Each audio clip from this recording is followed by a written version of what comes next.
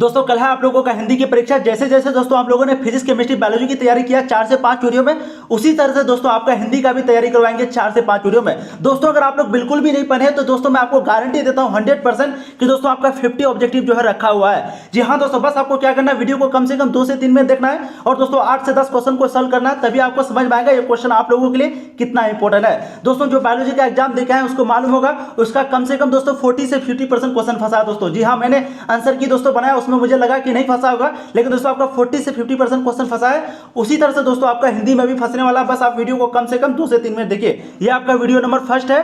तो चलिए सबसे पहला क्वेश्चन देखिए, यहाँ पर आपका है अर्धनारीश्वर शीर्षक पाठ के लेखक कौन है। दोस्तों काफी इंपोर्टेंट क्वेश्चन है। इसका राइट आंसर होगा आपका सी, रामधारी सिंह दिनकर। हम लोग जल्दी जल्दी जो है रिवाइज के तौर पर चलेंगे। तो अर्धनारीश्वर शीर्षक पाठ के लेखक कौन है, रामधारी सिंह।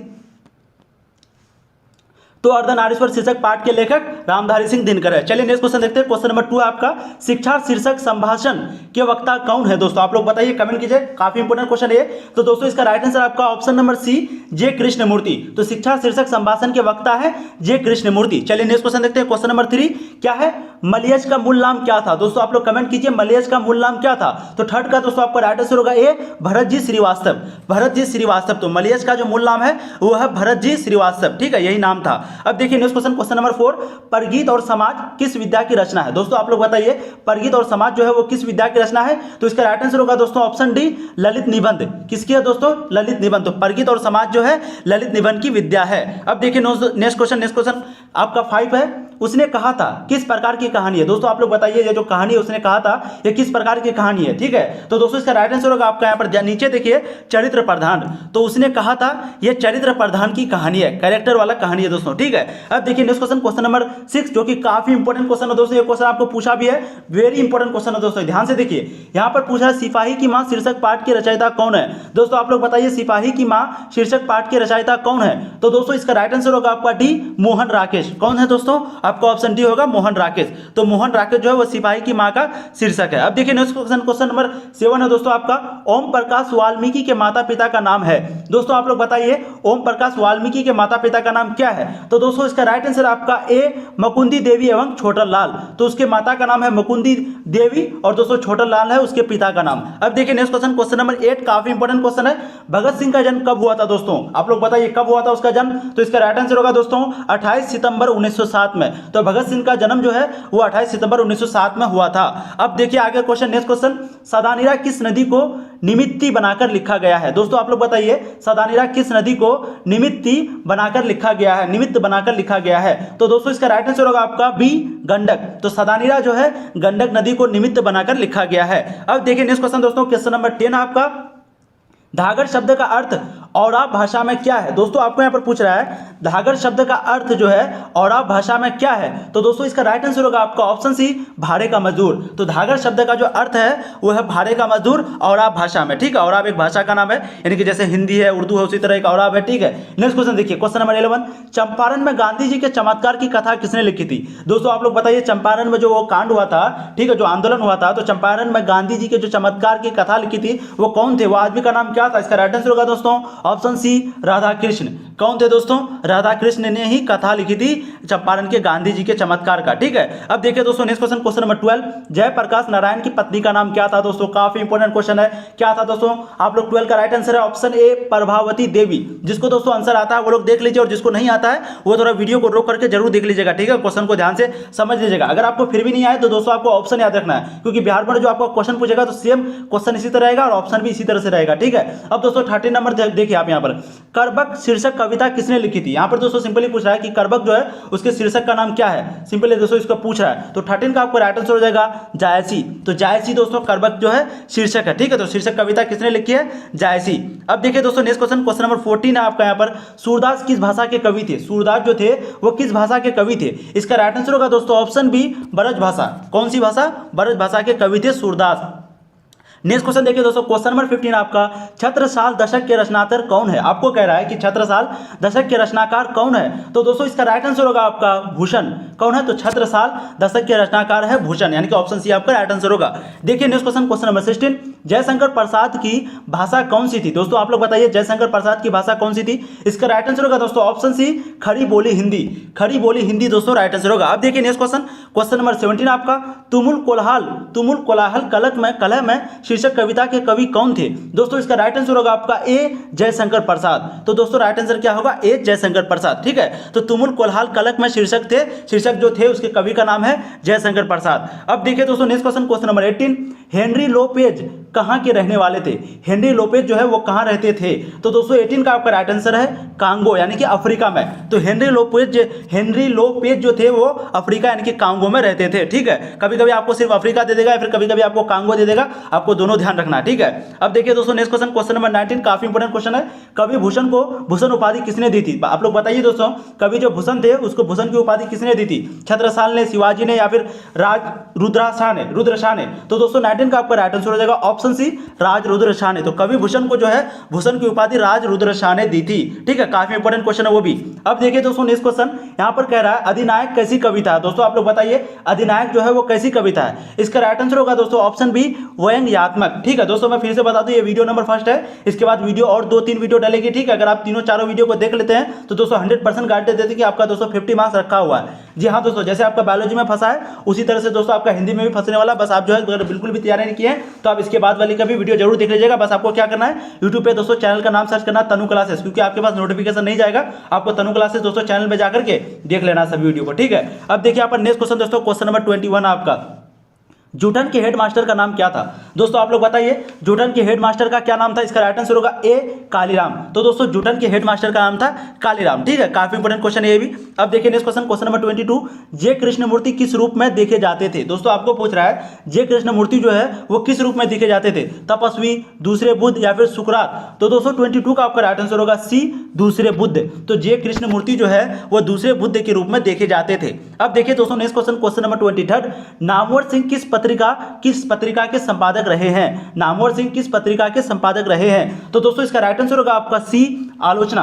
तो किस पत्रिका के संपादक रहे हैं? आलोचना के। अब देखिए दोस्तों next question, question number 24, Hindi साहित्य का सूर्य किसे कहा गया है? दोस्तों आप लोग बताइए, काफी इंपोर्टेंट क्वेश्चन है, हिंदी साहित्य का सूर्य किसे कहा गया है दोस्तों? तो इसका राइट आंसर होगा आपका बी, सूरदास। किसे कहा गया हिंदी साहित्य का सूर्य? सूरदास को दोस्तों, सूरदास। अब देखिए दोस्तों नेक्स्ट क्वेश्चन, क्वेश्चन नंबर 25 है आपका, चांद का मुंह टेढ़ा है कविता संग्रह के रचयिता कौन है? दोस्तों आप लोग बताइए, चांद का मुंह टेढ़ा है ये जो कविता है इसके संग्रह के रचयिता कौन है दोस्तों? आपका इसका राइट आंसर हो जाएगा ए, गजानन माधव मुक्तिबोध। गजानन माधव मुक्तिबोध है चांद का मुंह टेढ़ा है कविता संग्रह के रचयिता। ठीक है, अब देखिए नेक्स्ट क्वेश्चन, क्वेश्चन नंबर 26 है दोस्तों। मैं आपको जल्दी और शुरू में भी सभी ऑब्जेक्टिव को भी याद करना दोस्तों यहाँ पर। ठीक है, यहाँ पर देखिए इत्यादि शब्द का संधि विच्छेद क्या है? दोस्तों आप लोग कमेंट कीजिए, काफी इंपोर्टेंट क्वेश्चन है, ये सब संधि विच्छेद आपको पूछेगा ही। तो दोस्तों इसका राइट आंसर जो होगा मैं आपको डायरेक्ट बता रहा हूँ, इति प्लस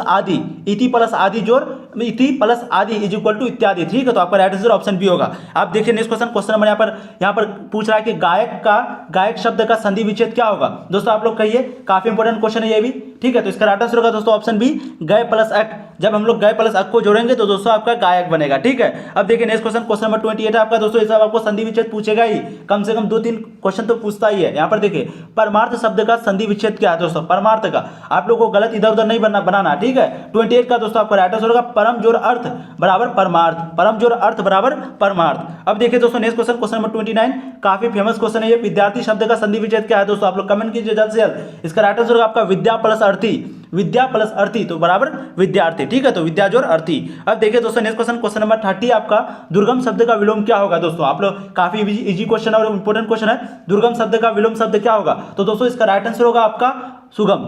दुर्गम का क्या उल्टा होता है? सुगम। अब देखिए नेक्स्ट क्वेश्चन, अनुकूल शब्द का उल्टा क्या होगा, यानी कि विलोम क्या होगा? तो दोस्तों आप लोग कमेंट कीजिए, इसका राइट आंसर होगा ए, प्रतिकूल। तो अनुकूल शब्द का जो विलोम है वो है प्रतिकूल। नेक्स्ट क्वेश्चन देखिए दोस्तों, क्वेश्चन नंबर 32 है, आरोही शब्द का विलोम क्या होगा। दोस्तों ये मैथ में भी आपको बहुत बार पूछा गया, ठीक है, तो इसका राइट आंसर हम लोग जानते हैं अवरोही। तो आरोही शब्द का विलोम जो है अवरोही, यानी कि ऑप्शन ए आपका राइट आंसर होगा। नेक्स्ट क्वेश्चन देखिए, क्वेश्चन नंबर 33, विराट शब्द का विलोम क्या होगा। दोस्तों आप लोग बताइए विराट शब्द का विलोम शब्द क्या होगा। इसका राइट आंसर दोस्तों बी, यहाँ पर अनुराग, ठीक है। तो विराट शब्द का जो विलोम है उल्टा है वो है अनुराग, अनुराग। अब देखिए नेक्स्ट क्वेश्चन, क्वेश्चन नंबर 34 आपको मुहावरे पूछ रहा है, आंखों का तारा होना, ये मुहावरे का अर्थ क्या है दोस्तों, आप लोग कमेंट कीजिए। आंखों का तारा होना मुहावरे का अर्थ क्या होगा दोस्तों, आप लोग जल्द से जल्द कमेंट कीजिए, काफी इजी और इंपॉर्टेंट क्वेश्चन है। प्रिय होना, जी हाँ दोस्तों, माँ का आंखों का तारा होना मतलब माँ के लिए प्यारा होना, तो प्रिय होना दोस्तों आपका राइट आंसर होगा ऑप्शन सी। अब नेक्स्ट क्वेश्चन देखिए 35, ऊंट के मुंह में जीरा, मुहावरे का अर्थ क्या, ऊंट के मुंह में जीरा, इसका क्या होगा दोस्तों, आप लोग कमेंट कीजिए। तो दोस्तों इसका राइट आंसर होगा अधिक खाने वाले को कम खुराक। तो ऊंट के मुंह में जीरा, यानी कि ऊंट सबसे ज्यादा खाता है और उसके बीच में मात्र जीरा दे दिया, यानी कि बहुत कम अमाउंट है, ठीक है। तो अधिक खाने वाले को कम खुराक, तो इसका मुहावरा होता है ऊंट के मुंह में जीरा। अब देखिए नेक्स्ट क्वेश्चन, कान काटना, दोस्तों ये मुहावरे बहुत फेमस भी है, क्या होगा इसका राइट आंसर, चतुर होना, ठीक है। तो कान काटना दोस्तों आपका मुहावरे का अर्थ होता है चतुर होना, यानी कि चालाक होना। अब देखिए नाक काटना नहीं है, आप लोग देखिए उल्टा समझ रहे होंगे, नाक काटना नहीं है दोस्तों, नाक काटना मतलब बेइज्जती कराना, लेकिन यह कान काटना है मतलब चतुर होना, ठीक है, उल्टा होता है। अब देखिए नेक्स्ट क्वेश्चन 37, घी के दिए जलाना, मुहावरे का अर्थ क्या है, घी के दिए जलाना। दोस्तों आप लोग मुहावरे को थोड़ा समझिए, क्या होगा दोस्तों, घी के दिए जलाना मतलब काफी अमीर होगा, ठीक है, काफी अमीर होगा इसलिए वो घी के दिए जला रहे हैं। तो इसका राइट आंसर होगा दोस्तों प्रसन्नता व्यक्त करना, यानी कि खुशी को व्यक्त करना, राइट आंसर आपका ऑप्शन बी होगा। अब देखिए नेक्स्ट क्वेश्चन, क्वेश्चन नंबर 38 आपका नगर शब्द का विशेषण होगा। दोस्तों आप लोग बताइए नगर शब्द का विशेषण क्या होगा। तो 38 का आपका राइट आंसर है बी, नागरिक। हम लोग जानते हैं नगर शब्द का विशेषण नागरिक होता है, ठीक है। अब देखिए नेक्स्ट क्वेश्चन, रंग शब्द का विशेषण होगा। दोस्तों आप लोग बताइए रंग शब्द का विशेषण क्या होगा। तो 39 का आपका राइट आंसर दोस्तों सी, रंगीन। तो रंग शब्द का विशेषण जो है वो रंगीन होता है, रंगीन होता है। अब देखिए नेक्स्ट क्वेश्चन, पाथर शब्द का विशेषण क्या होगा। दोस्तों पत्थर शब्द का विशेषण क्या होगा।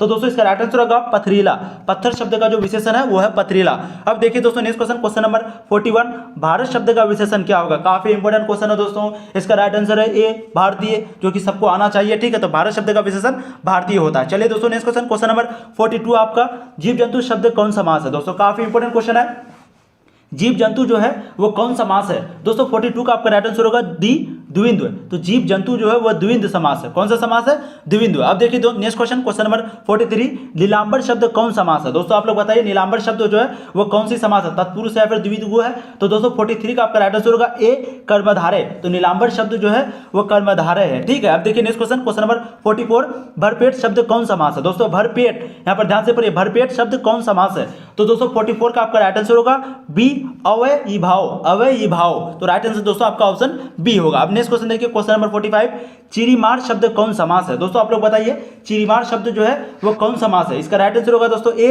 तत्पुरुष। कौन सी समास है, ए, तत्पुरुष। तो दोस्तों आपका राइट आंसर ए होगा। अब नेक्स्ट क्वेश्चन देखिए, क्वेश्चन नंबर 46, सभा शब्द कौन लिंग है। दोस्तों आपको यहाँ पर पूछ रहा है सभा शब्द कौन लिंग है। तो 46 का दोस्तों राइट आंसर होगा आपका यहाँ पर ध्यान से देखिए स्त्रीलिंग। तो सभा शब्द जो है वो स्त्रीलिंग है, ठीक है। आपको स्त्रीलिंग पुल्लिंग में भी क्वेश्चन पूछेगा। अब देखिए दोस्तों नेक्स्ट क्वेश्चन, जल शब्द कौन लिंग है। दोस्तों आप बताइए जल शब्द जो है वो कौन सा लिंग है। दोस्तों इसका राइट आंसर होगा ए, पुल्लिंग। तो जल शब्द जो है वो पुल्लिंग है, ठीक है। अब देखिए नेक्स्ट क्वेश्चन, क्वेश्चन नंबर 48 आपका दल शब्द का कौन लिंग है। दोस्तों दल जो शब्द है वो उसका लिंग क्या है। तो दोस्तों 48 का राइट आंसर होगा आपका ए, पुल्लिंग। तो दल जो है दोस्तों पुल्लिंग है, वहीं पे जल जो है दोस्तों आपका है क्या, पुल्लिंग, ठीक है। जल भी पुल्लिंग है, दल भी पुल्लिंग है, ध्यान दीजिएगा आप लोग, जल पुल्लिंग है और दल भी आपका पुल्लिंग है। अब देखिए दोस्तों नेक्स्ट क्वेश्चन, क्वेश्चन नंबर 49 आपका रुमाल शब्द कौन लिंग है। दोस्तों काफी इंपॉर्टेंट क्वेश्चन है, रुमाल जो शब्द जो है वो कौन सा लिंग है। इसका राइट आंसर दोस्तों ऑप्शन बी, पुल्लिंग। तो रुमाल भी जो है पुल्लिंग है।